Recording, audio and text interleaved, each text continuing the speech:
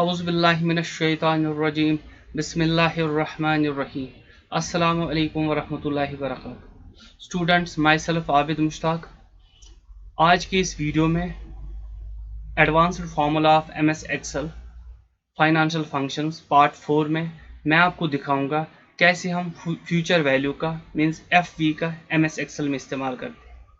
बहुत ही खूबसूरत और बहुत ही पावरफुल फार्मूला है।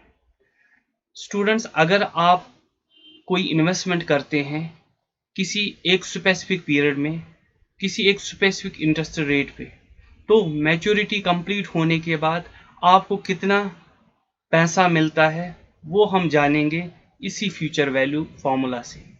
फ्यूचर वैल्यू फार्मूला बहुत ही इंपॉर्टेंट फार्मूला है। तो यहाँ पे मैंने एक एग्जांपल ली है।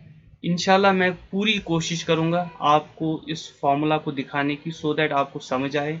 शॉर्टकट यहाँ पे मैं इस्तेमाल नहीं करूँगा, मैं पूरा आपको दिखाऊँगा कैसे हम 12 महीनों में इस फ्यूचर वैल्यू को हम कैसे कैलकुलेट करेंगे, सो दैट आपको समझ आए। यहाँ पे मेरे पास एक बैंक अकाउंट है जिसमें हर महीने में 1,000 रुपया सबमिट करता हूँ या डिपॉजिट करता हूँ। 12 महीने है। रेट ऑफ इंटरेस्ट बैंक मुझे 9% रेट ऑफ इंटरेस्ट देता है इन पैसों का। तो यहाँ पे मैं आपको दिखाऊंगा कैसे हम फ्यूचर वैल्यू का इस्तेमाल करते हैं। मगर आपको याद रखना है कि जो रेट ऑफ इंटरेस्ट है ये 9% है 12 महीनों का। अब अगर हमें देखना है कि एक महीने का कितना होगा, तो equivalent to this 9% divided by 12। That means एक महीने का रेट ऑफ इंटरेस्ट हमारा होगा 0.0075। तो यहाँ पे एक टेबल है मैंने बनाया है, मंथ से 12, opening balance, principal, interest at the rate of 9%, principal with interest at the rate of 9%। तो पहले में हमारे पास जो ओपनिंग बैलेंस होगा वो कुछ नहीं होगा। प्रिंसिपल हमारा है 1,000 रुपया, तो यहाँ पे मैं 1,000 रुपया लिखता हूँ। ये मैंने 1,000 रुपया लिख लिया।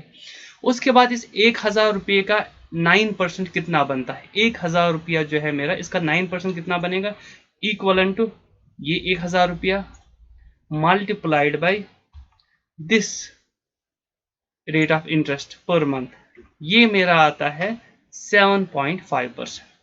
उसके बाद principal with interest at the rate of 9%, principal with interest at the rate of 9%। इसके लिए हम क्या करेंगे, इज इक्वलेंट टू सम लेंगे। उसके बाद क्या करना है, इन दोनों को हम ऐड कर लेंगे। ये देख लीजिए, ये हमारा आ गया प्रिंसिपल विथ इंटरेस्ट रेट 9%। ये हुआ पहले महीने का। दूसरे महीने में हमें ऑब्वियसली ओपनिंग बैलेंस ये होगा, तो हम ये यहाँ पे लिखेंगे 1,007.5 रुपीज़। तो इक्वलेंट करना, देख लीजिए यहाँ पे आप कर्सर ले लीजिए, एंटर कर लीजिए, ऑटोमेटिकली आपके पास ये जो यहाँ का डेटा है वो इस सेल में आ जाएगा। प्रिंसिपल फिर दूसरे महीने में फिर से मैं 1,000 रुपये बैंक में भरता हूँ, ये आ गया, और 1,000 रुपया। अब मुझे इंटरेस्ट रेट निकालना है, तो यहाँ पे दूसरे में मेरा जो है इंटरेस्ट रेट है ना, इन दोनों को ऐड करके multiplied by this interest rate. याद रखना है यहाँ पे आपको खाली प्रिंसिपल को ऐड नहीं, प्रिंसिपल को और मल्टीपल दिस इंटरेस्ट रेट नहीं करना है, आपको दोनों ओपनिंग बैलेंस भी और ये, क्योंकि ये दूसरे महीने का है। तो इक्वलेंट टू पहले हम इसका सम कर लेंगे, इन दोनों को ऐड कर लेंगे और मल्टीपल बाय दिस। देख लीजिए यहाँ पे आप इन दोनों का हमारे पास इंटरेस्ट रेट आ गया दिस 15.05625। तो हमारे पास प्रिंसिपल विथ इंटरेस्ट रेट कितना आएगा, आप देख लीजिए। यहाँ पे जब हमारे पास ये दो थे तो हमने इन दोनों का ऐड कर दिया। यहाँ पे हमें क्या करना है, हमें इन तीनों का ऐड करना है।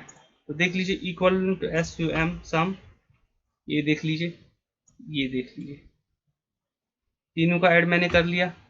ये हमारे पास इंटरेस्ट रेट ये आ गए, प्रिंसिपल विथ इंटरेस्ट रेट, ठीक है। ये दूसरे, फिर सेम तीसरे मंथ में हम जाएंगे, हमारे पास ओपनिंग बैलेंस अब क्या आएगा, ये आएगा हमारे पास ओपनिंग, इक्वलेंट, इस पे कर्सर रख लीजिए, एंटर कीजिए, ऑटोमेटिकली आएगा। प्रिंसिपल अमाउंट तीसरे महीने में भी मीन्स 1,000 रुपये भरता हूँ, देख लीजिए। उसके बाद आपको क्या करना है, इंटरेस्ट रेट दोनों का, दैट मीन्स इन दोनों का add multiplied by this equivalent to SUM sum, दोनों को ऐड कर लीजिए, multiple bracket close and multiplied by this.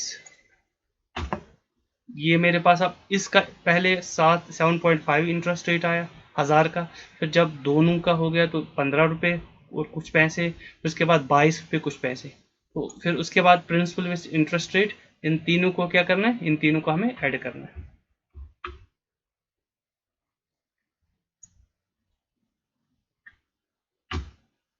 ये हमारे पास आ गया इतना। तो स्टूडेंट्स इसी तरीके से हमें आगे जाना है, 4th month, 5th month, 6th month. मैं इस वीडियो को पॉज करता हूँ, मैं इसको कंप्लीट करूँगा, फिर आगे जब तक मैं ये 12 मंथ्स करूँगा तब तक मैं पॉज करूँगा।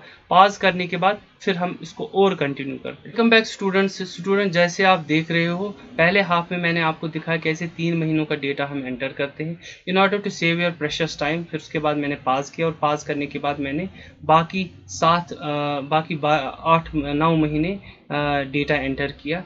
तो एक्चुअली इसका मतलब ये था, ये मैन्युअली मैंने आपको इसलिए दिखाया ताकि आपको पूरा समझ आए कि हम कितना पैसा बैंक में भरते हैं, उसका कितना इंटरेस्ट हमें मिलता है, और फिर इंटरेस्ट प्लस प्रिंसिपल जो पैसा हमें मिलता है ना, उसी को हम फ्यूचर वैल्यू कहते हैं। एक्चुअली मेरा मतलब ही यही था, सो दैट आपको पूरा समझ आए। ऐसे शॉर्टकट समझाने से कोई फ़ायदा नहीं होता है।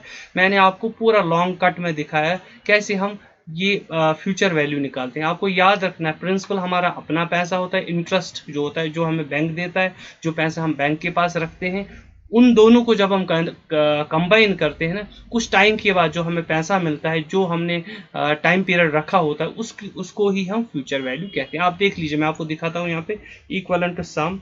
ये देखो 12 महीनों में कितना हमने पैसा बैंक पे रखा था, दैट मीन्स 12,000 रुपये हमने बैंक पे रखा था। ये था प्रिंसिपल अमाउंट, ये हमारा अपना अमाउंट था। उसके बाद इसका इंटरेस्ट हमें कितना मिलता है वो भी आपको मैं दिखाता हूँ, आप देख लीजिए। इसका इंटरेस्ट हमें 601 रुपया मिलता है, 0.39 पैसा। ये हमें 12 महीने में जब हमने बैंक में 12,000 रुपये रखे, एक महीने में हम 1,000 रुपये डिपॉजिट करते थे, तो 1 साल के बाद हमें 601 रुपये 0.39 पैसा इसका इंटरेस्ट मिला। तो ये जो हमारा पैसा है ना, इंटरेस्ट प्लस प्रिंसिपल, यही होता है फ्यूचर वैल्यू। देख लीजिए, मैंने इसलिए इसको पूरा मैनुअली दिखाया सो दैट आपको पूरा समझ आए ये एक्चुअली फ्यूचर वैल्यू होता क्या है। तो यहाँ पे आप मैं दिखाऊंगा अब हम कैसे इस फ्यूचर वैल्यू को निकालेंगे। सेम अमाउंट हमें निकलेगा, कैसे निकलेगा देख लीजिए, इक्विवेलेंट एफई फ्यूचर वैल्यू। उसके बाद सबसे पहले आपको रेट लिखना है। रेट हमारा 9% था, बट ये पूरे 1 साल का रेट था। मंथली अगर हम करते हैं तो 9% डिवाइड बाई 12 जो मैंने आपको दिखाया वो हमारे पास 0.775% था। उसके बाद नंबर ऑफ मंथ्स वो 12 महीने हैं। उसके बाद फिर हमारे पास है PMT, जिसका मतलब है पर मंथ ट्रांजैक्शन। वो कितना है, वो हम 1,000 रुपये बैंक में डालते हैं। उसके बाद PV मीन्स प्रेजेंट वैल्यू, वो तो हमारे पास कुछ नहीं है तो हम कामा लगा के छोड़ते। उसके बाद हमारा जो लास्ट वाला ऑप्शन है ना, दैट इज टाइप। अगर हम वो ऑप्शनल है, आप अगर उसका इस्तेमाल करोगे तो ठीक है, नहीं करोगे तो कोई बात नहीं। देख लीजिए, अगर हम पहले उसका इस्तेमाल नहीं करेंगे तो यहाँ पे हमारे पास आता है 12,507 रुपये। यहाँ पे हमारे पास है 12,601 रुपये। थोड़ा फ़र्क है, ये फ़र्क अगर हमें दूर करना है तो हमें इन दोनों का इस्तेमाल करना है। देख लीजिए, अगर हम ये जो टाइप है ना, हमारे पास टाइप में 2 आते हैं। सबसे पहले हमारे पास 0 आता है जो इंडिकेट करता है payment at the end of the period. अगर हम 0 इस्तेमाल करेंगे, देख लीजिए, indicates the payment at the end of the period। याद रखना है, indicates the payment at the end of the period। 0 enter करता हूँ, सेम वही पैसा मिलेगा। आप देख लीजिए, 1 हम लगाएंगे। 1 क्या करता है, ये इंडिकेट करता है उस पेमेंट को एट द बिगिनिंग। 1 इंडिकेट करता है एट द बिगिनिंग और 0 इंडिकेट करता है एट द एंड। याद रखना है, 1 indicates payment is done at the beginning and 0 indicates payment is due at the end। 1 indicates payment is due at beginning, 0 indicates payment is due at the end। ठीक है, 1 हम लिखते हैं। देख लीजिए, हमारा बराबर वैसा ही वैल्यू आ गया है जो हमने यहाँ पे मैन्युअली निकाला था, 12,601.39, 12,601.39। तो इसको कहते हैं फ्यूचर वैल्यू। मैन्युअली भी मैंने आपको दिखाया और ऐसे भी मैंने आपको दिखाया कैसे हम फ्यूचर वैल्यू निकालते हैं। यहाँ पे हमें माइनस साइन आता है। पिछले वीडियोज़ में मैंने आपको दिखाया कैसे हम इसको कन्वर्ट करते हैं। FE से पहले माइनस लगा दो तो ये पॉजिटिव में कन्वर्ट हो जाएगा। ये था हमारा फ्यूचर वैल्यू। उम्मीद है स्टूडेंट्स आपको आज का वीडियो समझ आया होगा। अगर आपको इस वीडियो में कहीं पे भी कोई भी प्रॉब्लम है या समझने में कोई प्रॉब्लम आ रही है तो आप हमारे कमेंट सेक्शन में लिख लीजिए, इंशाल्लाह हम जल्दी रिवर्ट बैक करेंगे। और हाँ, अभी तक जिन्होंने हमारे चैनल को सब्सक्राइब नहीं किया है वो हमारे चैनल को सब्सक्राइब करें, बेल आइकन को दबाएं, जितने भी हमारे लेटेस्ट नोटिफिकेशन है वो आप तक आ जाएंगे इंशाल्लाह। अपने आप का, अपने घर वालों का ख्याल रख लीजिए। खुदा हाफिज, टेक केयर, स्टे ब्लेस्ड। अस्सलाम वालेकुम।